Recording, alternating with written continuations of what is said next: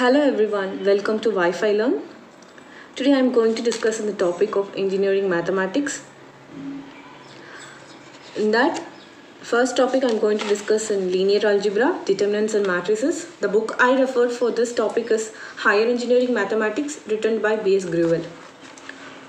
I just put the link in the description box below. You can download the book from that. Okay. Determinants and matrices comes under the topic of linear algebra. Linear is related to or the output of the system is directly dependent on the input. Okay. It can also be related to the system that gives a response in the form of a straight line. For example, you consider this as an output, this as an input. For gradual variations of input, you will get a gradual variations of the output. That is, the output directly depend on the input.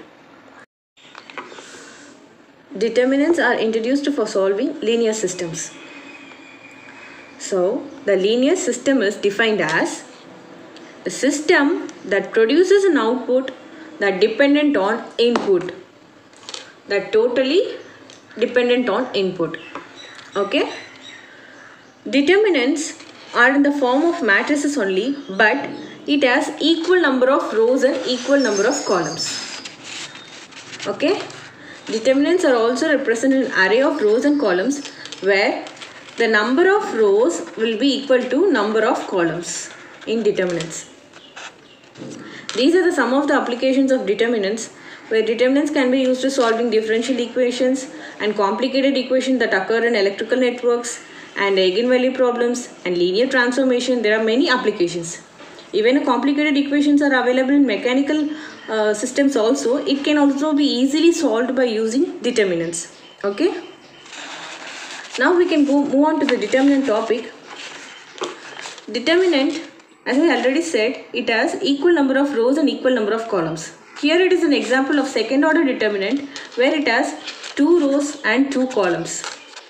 The elements of the two second order determinants are A1, A2, B1, B2. You can either represent A1, A2 in the row wise also. It's up to you. The multiplication of determinants is done by cross multiplication where A1, B2 minus A2, B1. The second order determinant has 4 elements. A1, B1, A2, B2. The determinant can be of many orders. Either it can be 3 order or 4 order or it can be of nth order. For third order, the elements will be of 9 elements. So the number of elements of the order can be given by the equation of n square. For example, if the order is n, the number of the number of elements are n square. So for the third order determinant, we have 9 elements. Now, determinant can be represented in nth order also, in which the nth order determinant will have n square number of elements, which are arranged in the form of the square, n rows and n columns. Okay. So here we can see the diagonal element from the left top corner. A1, B2, the third element would be C3 and the forthcoming elements will be going on, and the last element is Ln. These diagonal elements are termed as leading diagonal or principal diagonal. Okay. Okay, now let us see about cofactor. This is a third order determinant which has 9 number of elements, right? It is denoted as A1, A2, A3, B1, B2, B3 and C1, C2, C3. Now to find the cofactor, I am taking the cofactor of A1, right? To find the cofactor of A1, just omit this column and this row. Okay. While omitting this column and this row, we'll get the elements of B2, B3, C2 and C3. And you can multiply by cross multiplication B2, C3 minus B3, C2. The sign before the cofactor can be found by minus 1 power which row element we are taking and which column element we are taking. Okay. So since the A1 element is in the first row and first column, it can be found as minus 1 of 1 plus 1. We get the cofactor of A1 as B2 C3 and B3 C2. Normally in this book which I referred, the cofactor of A1 value is denoted as capital A1, which is given as B2 C3 minus B3 C2. Okay. This is a general expression for sign of the cofactor element. The sign of an element in the ith row and jth column will be minus 1 of I plus 1. Okay. So for example, if you want to find the cofactor of some other element, I am taking the example of B2. I am finding the cofactor of B2. The cofactor must be represented in a capital letter, where B2 will be equal to the, by eliminating that row and that column, you will get the value of A1, A3 and C1, C3. Right?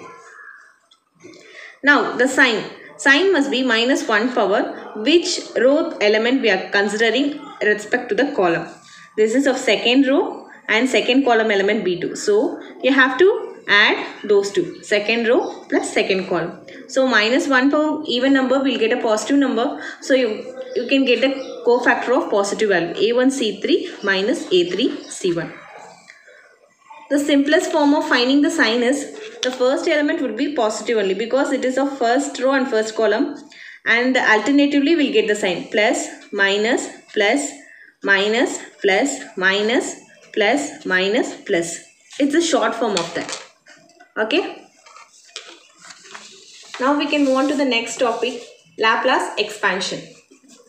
This is a expanding of a determinant, which the determinant can be expanded in two methods, expanding by a row or expanding by a column.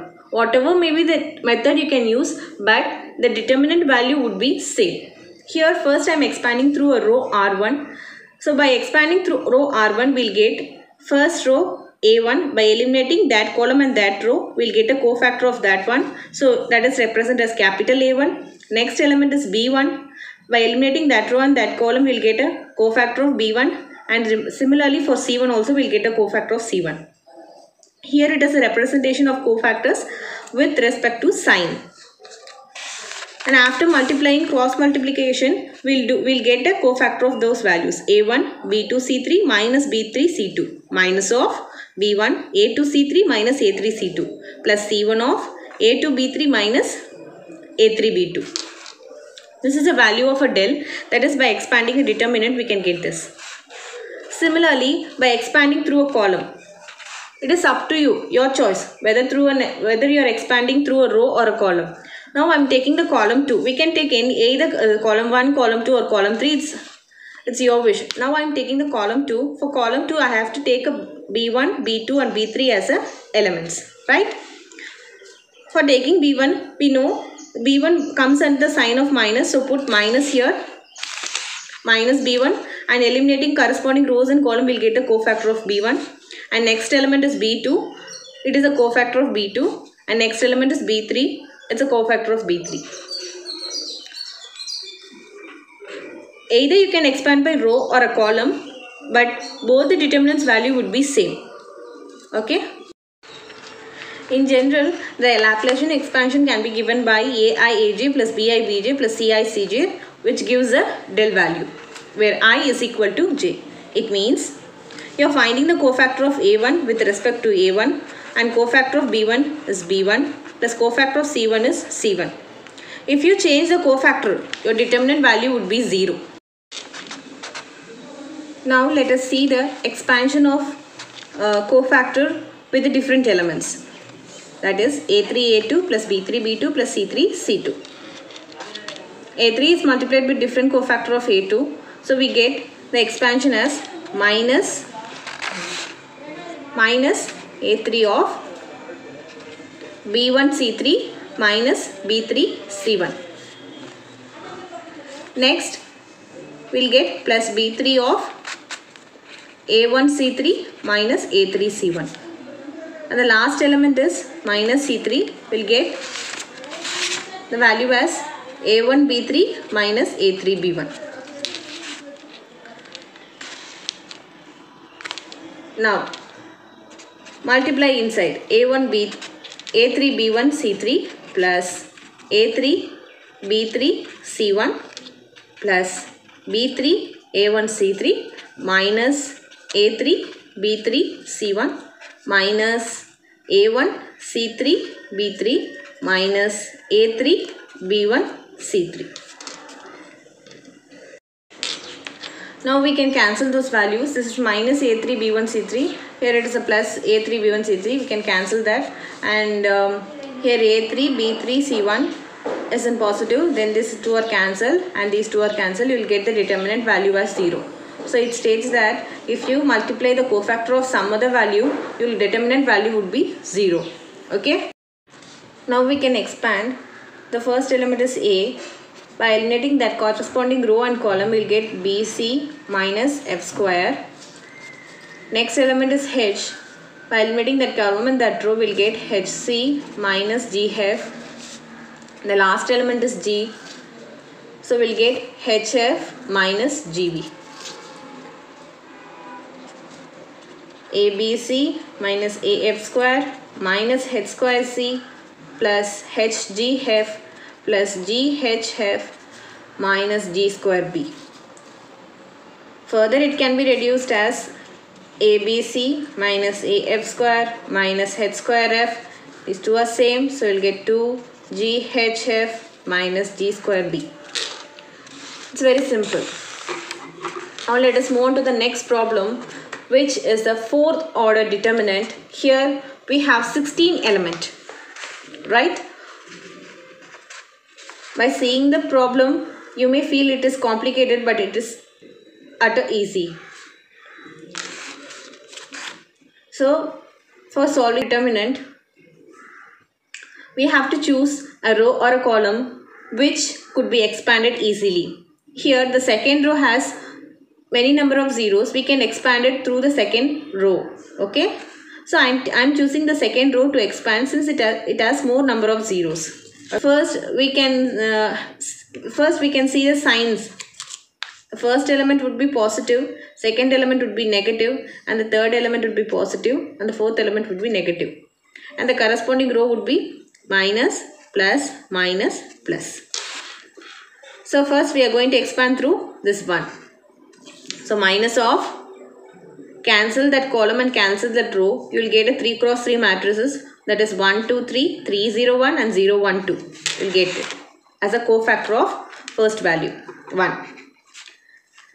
Here I represented how the sign has been minus for that element. The second element is 0. We don't want to expand it. We'll get a 0 value only. And the third element is 3.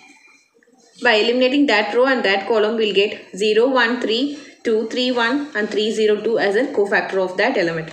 And this is a sign changing of element 3, which could be given as minus 1 of, it is in second row and third column, we'll get 2 plus 3, 5 and we'll get a minus value.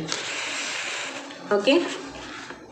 Now we are expanding this 3 cross 3 determinant by a normal expansion method, right? I am doing a row expansion only. You can do column expansion, which whatever is easy you can choose it. I am taking 1 first element and expanding through, will get 0 minus 1 and minus 2 of cancelling that row and that column, will get 6 minus 0 plus 3 and then we'll get 3. Okay. These element would be 0 and the last matrices can be expanded as first element is 0. So we'll get a 0 and then next will be of minus 1. Minus 1 will get at 4 and minus 3 and the last element is 3. Multiplying will get 2 minus 9. Sorry, 0 minus 9. By doing arithmetic calculation, we'll get the value of 88. Okay, this is the simplest method. We can choose either a row.